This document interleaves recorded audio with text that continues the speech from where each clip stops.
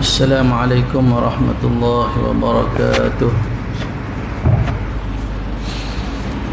Alhamdulillahi rabbil alamin, wassalatu wassalamu ala asyrafil anbiya'i wal mursalin wa ala alihi wa sahbihi ajma'in. Nawaitu ta'allum wa ta'lim wa tadhakkar wa tadhkir wa naf'a wal intifa' wal ifadata wal istifadah wal hassa ala tamassuki bi kitabillahi wa sunnati rasulillahi sallallahu alaihi wasallam. والدعاء على الهدى والدلالة على الخير ابتغاء وجه الله ومرضاته وقربه وثوابه سبحانه وتعالى أما بعد. Alhamdulillah, semua alhamdulillah, tuan-tuan dan puan, seluruh saf kepimpinan Surah An-Nur mengurusi Imam Tuan Bila, seluruh ahli dan kuasanya, semua yang hadir pada malam ni. Syukur kita kehadrat Allah Subhanahu wa taala, terus menerus kita bersyukur kepada Allah Taala di atas segala nikmat yang telah Allah Ta'ala kurniakan kepada kita, yang telah kita kecapi.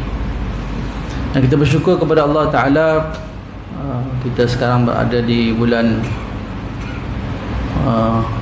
Rajab, tak masuk Syaban lagi, Rajab tuan-tuan, yang mana tak lama lagi lah tuan-tuan kita akan menyambut kedatangan bulan Ramadan, insyaAllah. Amin ya Rabbal Alamin.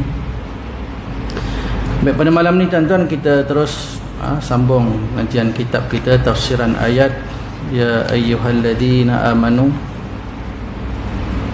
yang mana kita di dalam seruan Allah Subhanahu wa taala, iaitu ya ayyuhalladzina amanu la tuhillu sya'airallah, wahai orang-orang yang beriman, janganlah kamu ingat halal membuat sesuka hati mengenai syiar-syiar Allah Taala.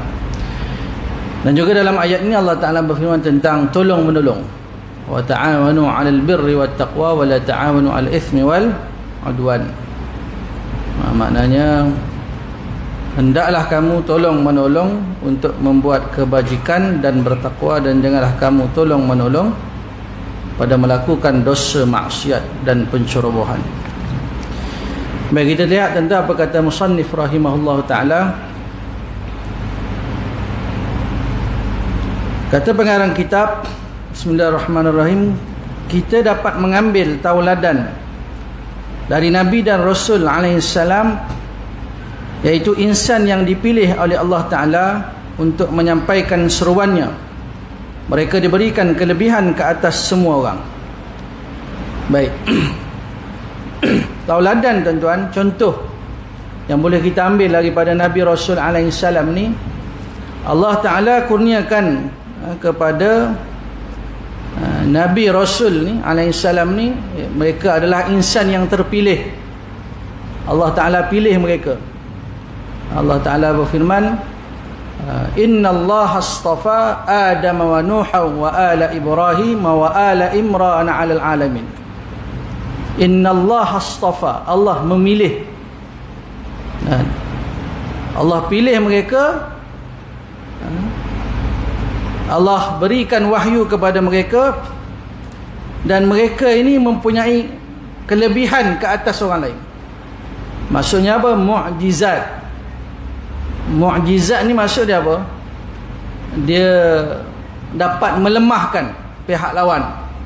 Itu nama mu'jizat. Baik, contohnya Nabi Musa alaihissalam berkelebihan untuk berbicara dengan Allah Ta'ala secara langsung. Nabi Musa ni, dia boleh bercakap direct, terus dengan Allah Subhanahu Wa Ta'ala. Wa kallamallahu Musa taklima. Itu kelebihan tu, mukjizat Nabi Musa alaihissalam. Apakah yang dilakukan oleh Nabi Musa alaihissalam ketika diperintahkan Tuhan untuk menemui Fir'aun bagi menyampaikan risalah langit? Baik, Allah Ta'ala perintahkan Nabi Musa suruh pergi jumpa Fir'aun.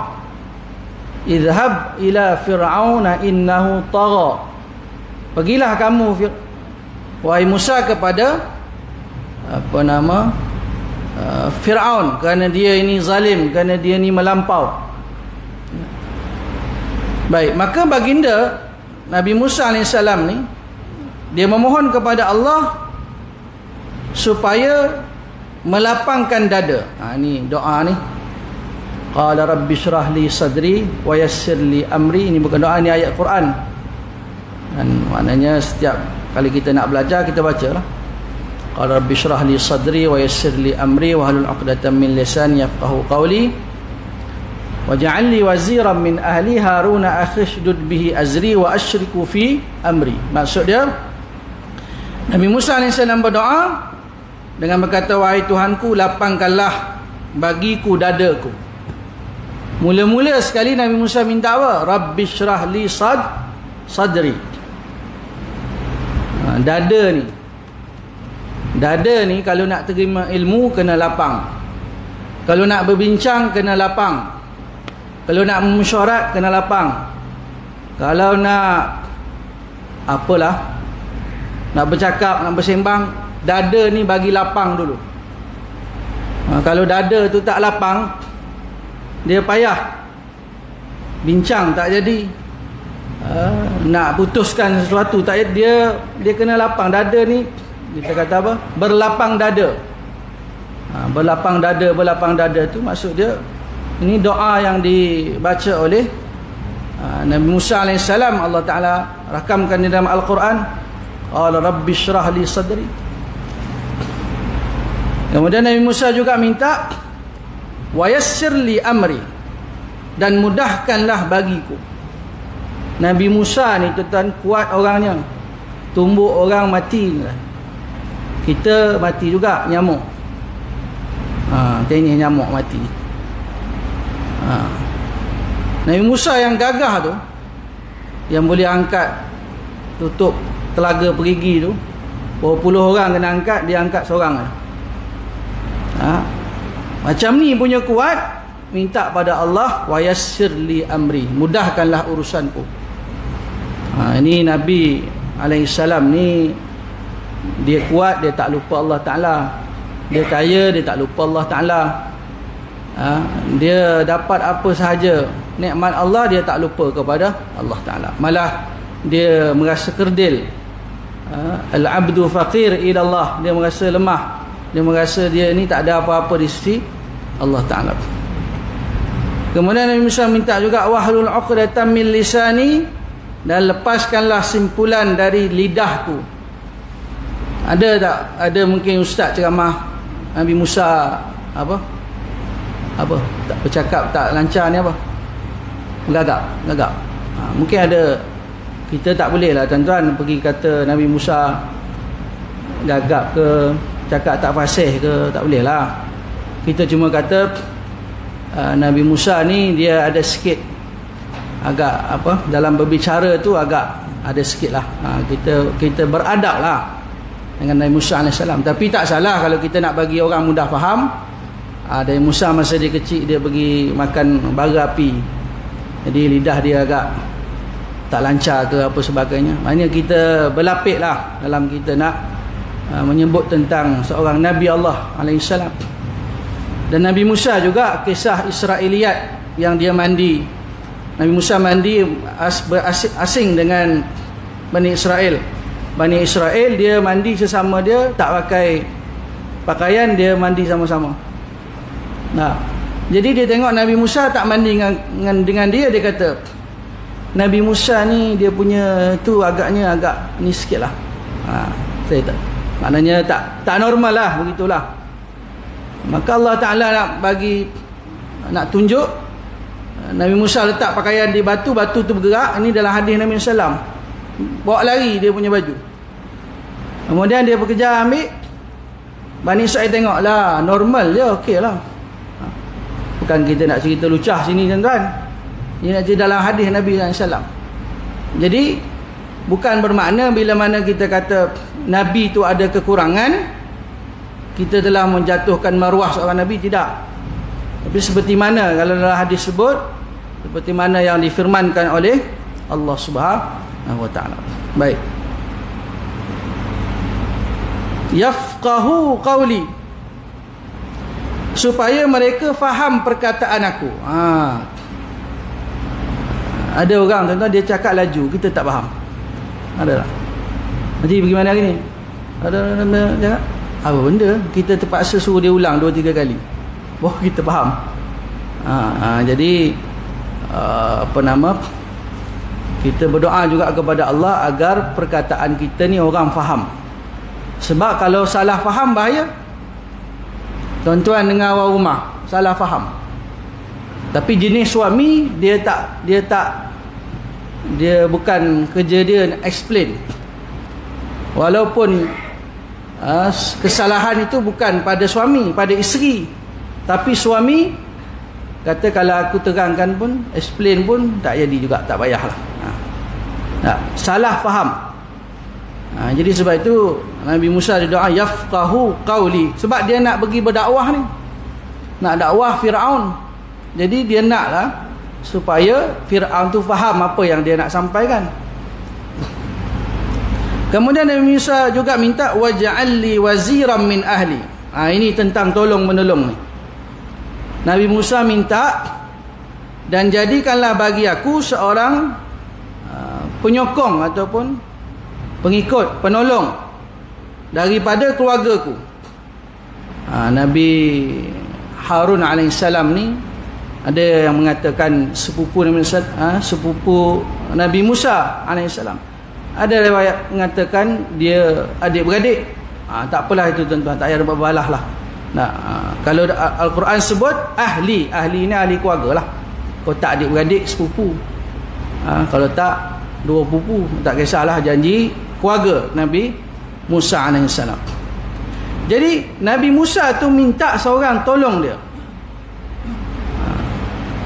Dan Nabi Musa dan Nabi Harun ni tuan-tuan, seorang garang, seorang lembut. Nabi Musa ni dia berhadapan dengan Bani Israel. Sebab itu Nabi Musa tinggal kejap, pergi bermunajat berapa hari di bukit Tursina. Balik dah sembah apa? Patung, sembah lembu Bakarah, sembah lembu lah. Samiri dia mengajak Samiri. Jadi Nabi Musa marah kepada Nabi Harun. Nabi Musa pesan kat dia, tengoklah umat aku ni nanti dia kufur dan sebagainya. Kerana Nabi Harun ni orangnya lembut. Seperti mana sahabat Nabi sallam Abu Bakar As-Siddiq radhiyallahu anhu, Sayyidina Utsman radhiyallahu anhu. Dan Nabi Musa ni bukan makna garang tu berdakwah mencarut je, bukan. Asal kata boleh garang dalam menyeru manusia kepada Allah, boleh. Mencarut je kerja tak boleh lah. Kena berlapik lah, susun lah biar cantik sikit ayat-ayat tu. Jangan kata dalam berdakwah ni kena ada macam Sayyidina Umar, kena ada macam Nabi Musa. Kalau asal macam tu, asal dia ceramah je terjerit mencarut, tak boleh lah tuan-tuan. Maknanya ketegasan, tegas, bukan kata-kata kesat. Kata-kata kesat tu lain. Baik, jadi Nabi Musa minta Nabi Harun jadi penolong dia daripada ahli keluarga dia. Haruna akhi, Nabi Harun itu saudaraku. Usdud bihi azri, kuatkanlah dengan sokongannya. Usdud bihi azri. Jadi kita kadang-kadang kita seorang kan rasa macam mungkin tak berani ke apa, kita ajaklah kawan seorang. Tapi orang lelaki ni dia tak macam orang perempuan. Macam saya suami, saya boleh balik pukul 11, pukul 12. Kalau rumah saya kata nak pergi kursus balik pukul 2, saya mengamuk tuan-tuan. Ngamuk dengan siapa? Tak ada, saya seorang. Saya tak benar kan? Mesti dia berteman. Maksudnya walaupun kita lelaki, kita berani, muka kita orang tengok takut, gerun muka kita, muka garang kan, orang tak berani nak ni kita. Walaupun demikian, kita boleh ajak seorang kawan dalam apa-apa urusan kita.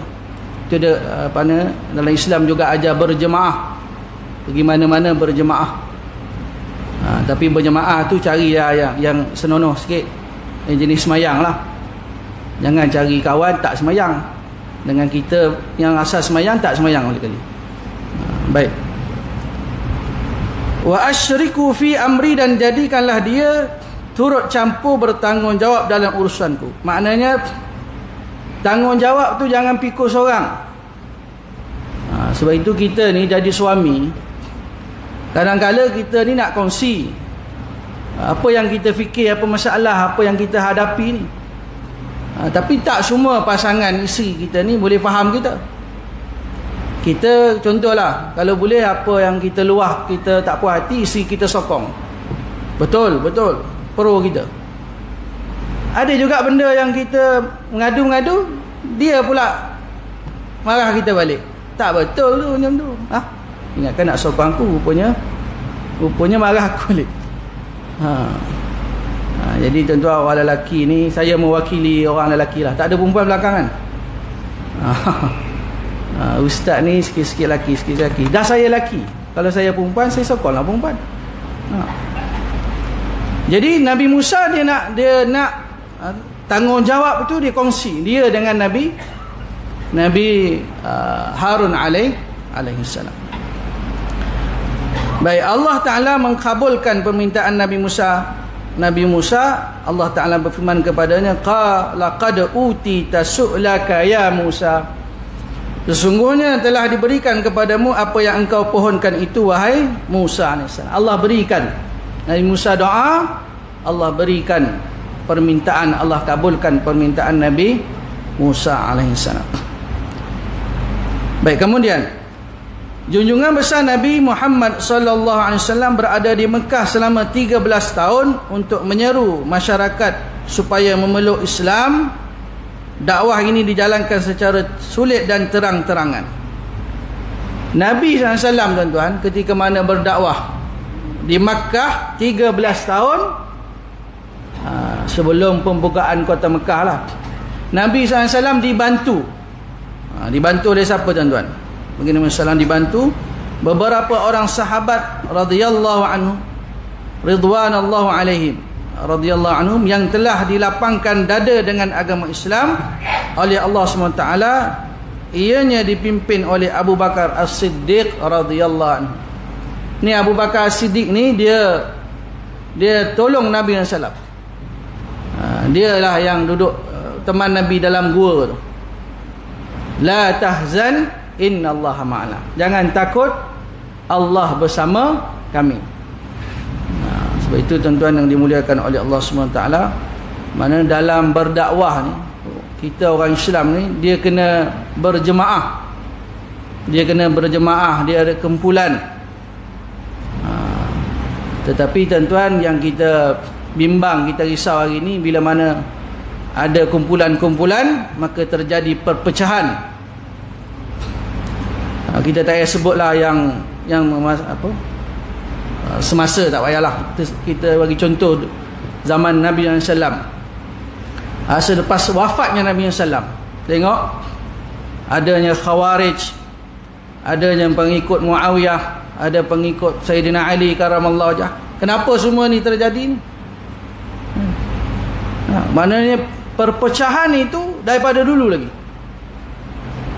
Daripada dahulu lagi. Jadi tak pelik hinggalah ke hari ini umat Islam itu tidak bersatu. Sedangkan Nabi SAW ketika mana tiba di Madinah, apa yang pertama kali Nabi buat? Maknanya bina masjid, kemudian mempersaudarakan golongan Muhajirin dan Ansar. Punyalah jadi saudara. Yang ada bini lebih, dia lepas habis dah nikah dengan sampai macam tu. Kita tak habis fikir, takkan bini pun nak bagi orang, agak-agak lah. Takkan kita pula kena bagi, lepaskan bini kita habis dah kahwin kerana nak tolong. Sahabat buat macam tu. Kalau kita tak boleh cemburu, sakit hati lah tengok bini kita nak menikah dengan kawan kita pula. Kalau kita hari ni kalau dah berpisah, kalau bini kita nikah lain, jemput ke kenduri, kita tak pergi. Buat apa aku pergi? Tak, sakit hati je. Aku dah hidup dengan hidup aku dah, pergilah. Tapi sahabat dia buat sampai begitu sekali. Yang bagi modal, yang ada tanah, yang ada rumah, sampai begitu sekali tuan-tuan, tolong menolong. Baik, lihat bagaimana Rasulullah sallallahu alaihi wasallam merendah diri di hadapan Allah Taala untuk mengharapkan keredaannya dalam menyebarkan agama Islam. Dan Nabi sallallahu ni tuan-tuan, dalam dia berdakwah, dia banyak memohon doa kepada Allah Taala. Kunci tuan-tuan kejayaan ni berdoa. Berdoa, kadang-kadang kita lupa nak berdoa. Nak apa pasal lah urusan aku ni payah sangat. Rupanya tak berdoa rupanya. Kalau kita berdoa, kita ni lemah tuan-tuan. Kita ni lemah. Jadi banyak tertipu dengan dunia, tak yakin dengan Allah SWT, tak yakin, tak tawakal kita ni. Maka Nabi SAW, dia rendahkan diri dia berdoa di hadapan Allah. Doa. Nabi berdoa atas kelemahan diri dia. Kalau nak kira Nabi berdakwah, bahasa orang putih apa? All out, all out. Saya duk ingat all out ni tuan-tuan, sejak saya jadi imam di Ampang tu. Kalau Imam Bilal yang dari subuh sampai ke malam dia azan di imam, dia tuk siap dia semua tu, dia buat kerja semua, panggil all out dia.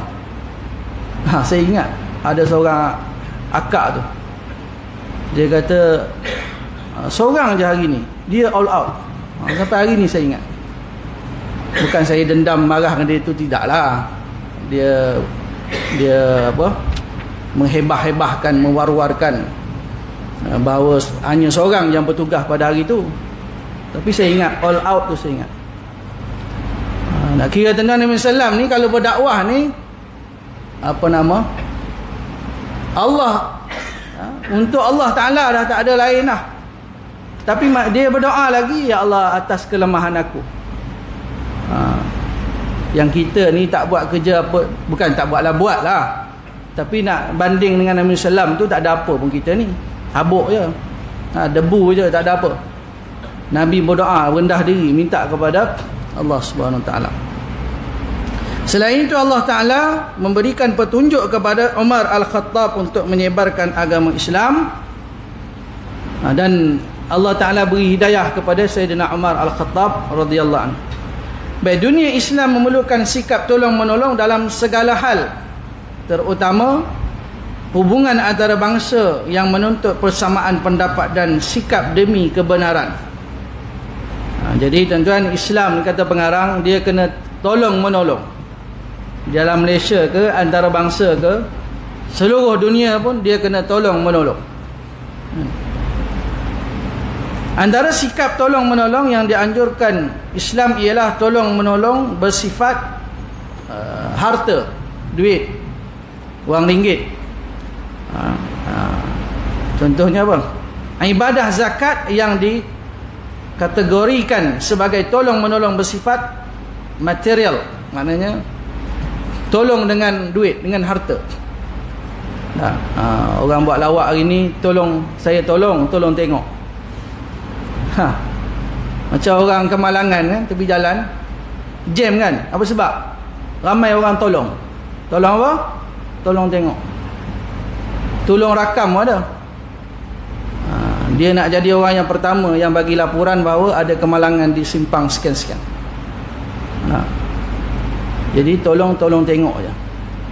Maka tuan-tuan yang dimuliakan oleh Allah SWT, jadi tolong dalam Islam yang pertama, bagi zakat. Amalan ini mengeratkan hubungan persaudaraan, melahirkan rasa cinta, kesaksamaan, kedamaian dan keteraturan. Syariat zakat tidak dikeluarkan secara sukarela atau mengikut hawa nafsu. Sebaliknya, ia merupakan amanah dan hak terhadap harta yang perlu dikeluarkan kepada fakir miskin. Allah SWT berfirman, khudh min amwalihim, khudh ambillah min amwalihim, sebahagian daripada harta mereka, khudh min amwalihim sadaqah, ambil sebahagian dari harta mereka menjadi sedekah, tutahhiruhum wa tuzakkihim biha, supaya dengannya engkau membersihkan mereka dan mensucikan mereka.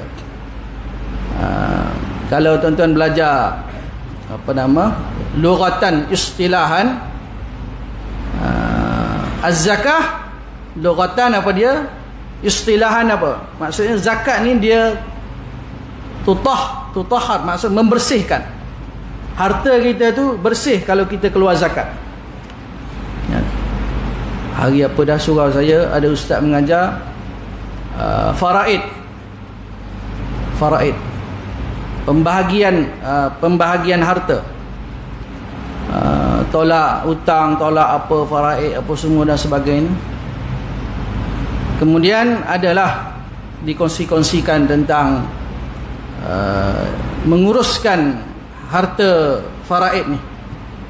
Rupanya kalau nak minta dia urus harta 1 juta, bulanan kena bayar berapa ringgit, mati je ahli keluarga dia uruskan. Kalau kita nak dia uruskan lah, bagi orang yang harta banyak lah. Jadi tuan-tuan yang dimuliakan oleh Allah SWT, jadi tolong menolong dalam Islam ni dengan harta, dan harta itu maknanya ibadah, dengan ibadah zakat maka menolong. Itu kita sedih di mana, Selangor ya, yang di Seleweng berapa 9 juta kan. Macam mana tak habis fikir tuan-tuan, duit zakat dia kutip macam mana kan? Dia tak apalah, amanah lah dalam supaya sampai dia kutip sampailah. Kita tak sentuh lah kerajaan apa semua lah. Maknanya siapa yang buat salah tu, individu ke, kumpulan mana ke dan sebagainya, maknanya biar sampai. Sebab itu Selangor kutipan zakat apa semua minggu ke berapakah itu, bulan beritahu berapa dibahagikan ke pendidikannya, pada isbat hafazan, pelajar-pelajar yang hafal Quran, asnaf, berapa kutip berapa bagi, berapa kutip berapa bagi. Supaya apa? Supaya orang tak persoalkan dah kan, bagi zakat dah ya. Dan hari ni hujung-hujung tahun orang masukkan dalam TikTok syarikat-syarikat ke apa benda, ini zakat saya sebanyak. Ada orang komen menunjuk lah tu, tak ikhlas lah tu. Tapi dari segi baiknya apa, biar orang yang tak keluar zakat apa, insaf lah. Oh, dia keluar zakat, aku tak keluar, padahal aku pun zakat perniagaan, zakat simpanan aku banyak, aku ni wajib keluar zakat. Baik.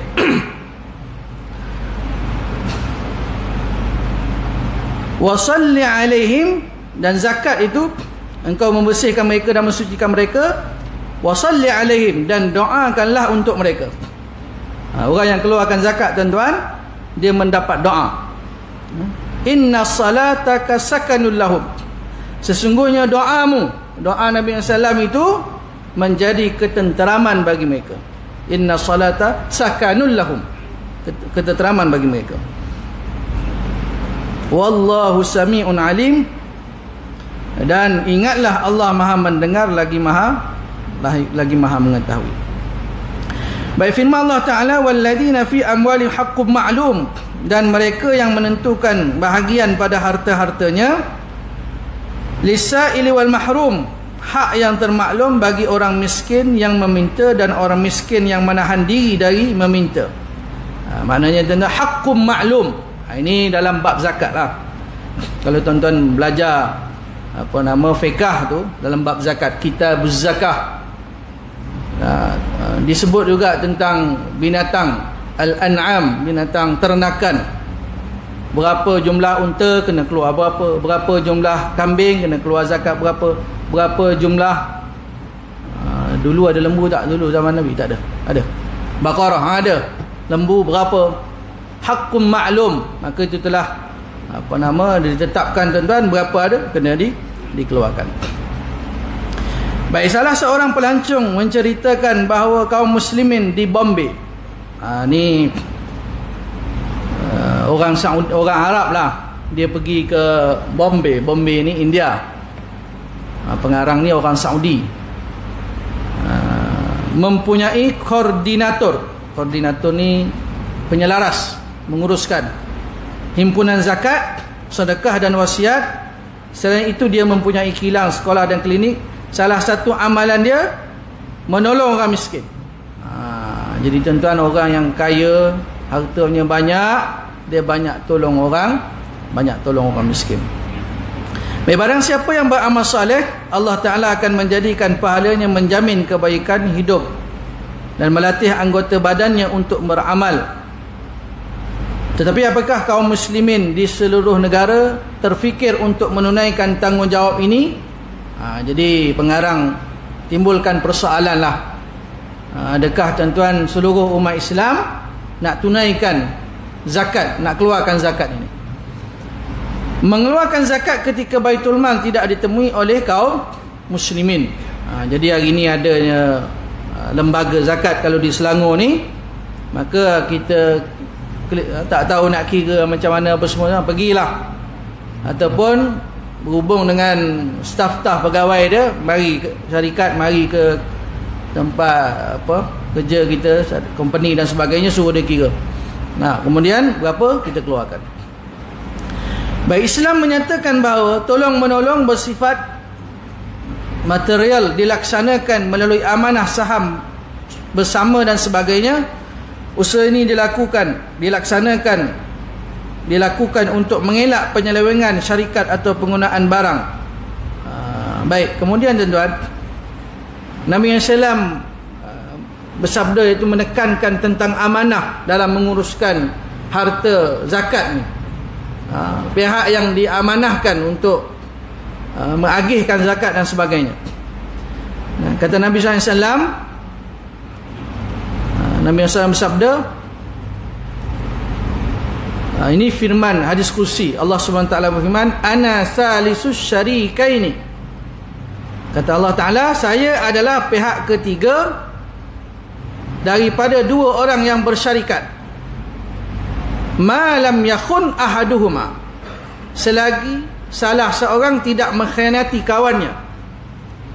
Contoh tuan-tuan, ada dua orang, dia ni ada syarikat ataupun dia pegang amanah zakat ke duit ke apalah amanah dia pegang, dia berdua.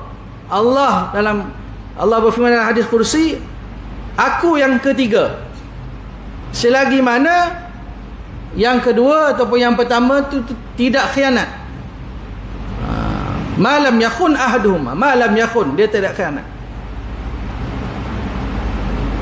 Malam yakhun ahaduhuma sahibahu fa idza khanahu kharajtu min bainihima.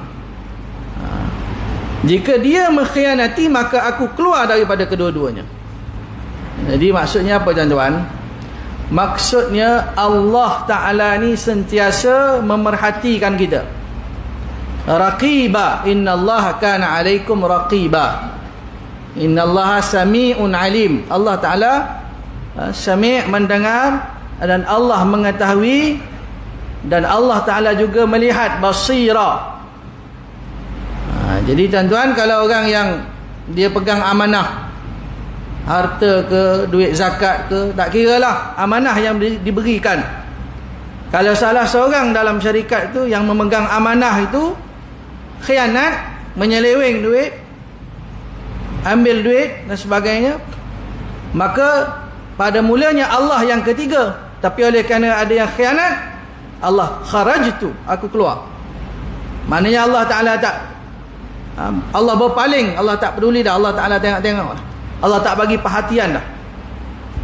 Maka tuan-tuan, mana-mana, tak kiralah dia lembaga ke, dia syarikat ke, dia apalah, kalau ada khianat di dalamnya tuan-tuan, Allah Ta'ala berpaling. Allah berfirman dalam kursi, kharajtu, aku keluar. Berapa isyak masuk dah? 2 minit. Allah SWT marah terhadap orang yang kedekut menunaikan hak hartanya jika dia mampu. Allah SWT berfirman, ya ayyuhalladzina amanu inna katsiran minal ahbari war-ruhban, wahai orang yang beriman, sesungguhnya banyak di antara pendeta dan ahli-ahli agama memakan harta orang ramai. La yakuluna amwalan nas bil batil. Siapa tuan-tuan ahbar dan ruhban ni? Ahbar dan ruhban ni adalah pendeta rahib daripada kalangan Yahudi dan Nasrani. Mereka ni tuan-tuan makan harta orang dengan cara batil. La ya'kuluna amwalan nas bil batil wa yasudduna an sabilillah. Dan juga mereka ni, dan mereka menghalangi manusia dari jalan Allah. Kemudian walladzina yaknizuna adh-dhahaba wal fiddata wa la yunfiqunaha fi sabilillah fabashshirhum bi'adzabin alim. Dan ingatlah orang yang menyimpan emas dan perak serta tidak membelanjakannya pada jalan Allah. Orang yang ada emas, ada perak, dia emas ni adalah macam mana yang dipakai, yang tak dipakai, kan? Macam mana keluar zakat dia tu tuan-tuan. Mungkin ada ustaz yang mengajar fiqah, kan? Jadi siapa yang tahan, dia tak keluarkan zakat emas, zakat perak, kita beri lawan pada azan insya-Allah.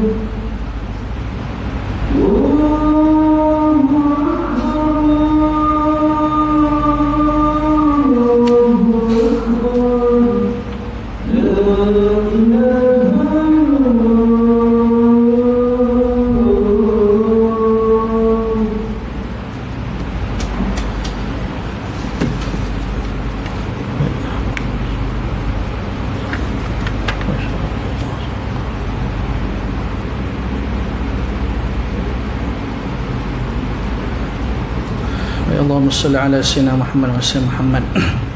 Beberapa minit lagi insya-Allah tuan-tuan. Kita laju sikit. Allah Ta'ala berfirman, dan ingatlah orang yang menyimpan emas dan perak serta tidak membelanjakan daripada jalan Allah, maka khabarkanlah kepada mereka dengan azab seksa yang tidak terperi sakitnya. Mana tuan-tuan, siapa yang tahan harta emas, perak, maknanya dia tak keluarkan zakat, kemudian dia tak belanjakan pada jalan Allah, maka Allah berfirman, khabarkan pada mereka dengan azab seksa yang tidak terperi sakitnya. Yauma yuhma 'alaiha fi nari jahannam fatukwa biha jibahum wa junubuhum wa dhuhuruhum hadza ma kanaztum li anfusikum fadhuqu ma kuntum taknizun. Iaitu pada hari dibakar emas dan perak dalam neraka jahanam. Emas perak ni tuan-tuan dibakar. Tak ada nilai ni tuan-tuan, emas perak. Kemudian lalu diselar dahi mereka, dahi kena selar, usuk mereka, belakang mereka, dan dikatakan kepada mereka, inilah apa yang kamu simpan untuk diri kamu sendiri, oleh itu rasakanlah azab dari apa yang kamu simpan itu. Maknanya tuan-tuan, orang yang tahan harta dia, kalau dia orang kata apa, tak cukup, maknanya apa panggil, layak mengeluarkan zakat ataupun tak layak, tak cukup harta dia, tak apalah. Tapi kalau yang cukup, dia sengaja tidak keluarkan, mungkin zakat pendapatan ada apa pendapat kan, mungkin tak apalah, zakat simpanan, zakat perniagaan, zakat padi, zakat macam-macam zakat nak dikeluarkan tuan-tuan. Jadi kita ada harta yang lebih, maka kita keluarkan tuan-tuan.